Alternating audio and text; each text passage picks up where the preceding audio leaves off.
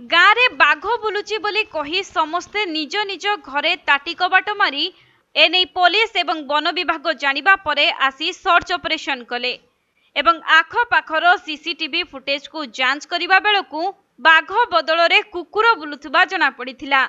एपरि किछि कौतूह घटना एबे भाइराल हेबारे लागिछि, जहाँकि गुरुवार राति रे हठात दुई जन युवक बाइक रे आसी बाघ बुलुथुबा कथा प्रचार करिदेले।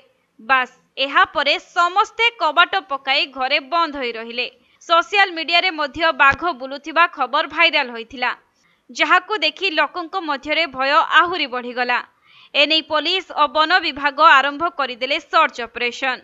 आख पाखर सीसीटीवी फुटेज को जांच करी पुलिस बाघ को चिन्हट करिबा पई बहु प्रयास कले, मात्र सीसीटीवी फुटेज रे बाघ बदल रे कुकुर बाहरिला, जिए कि अबिकल बाघ रूप धारण करिथिला, जहाँकि कमला एवं कला रंगर दाग देई केही दुर्बृत्त कुकुर को बाघर रूप देई चित्रित करिथिला।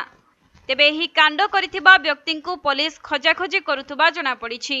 सेपटे कुकुरर फुटेज मिलिथिले भी कुकुर किंबा सही व्यक्तिर पत्ता मिलिनी। तेबे केही एपरि उद्देश्यमूलक भावरे कुकुर को बाघर रंग देबा परे अंधार रे लोकमाने सही कुकुर को देखि बाघ बोली भाबी भयभीत होइथिले। तेबे एनै कोनोसी अभियोग होई नथिबा बेले किछि बदमाश लोके कुकुर को एपरि रंग देई ताहार फोटो और वीडियो करी सोशल मीडिया रे भाइराल करिथिबा जना पड़िछि।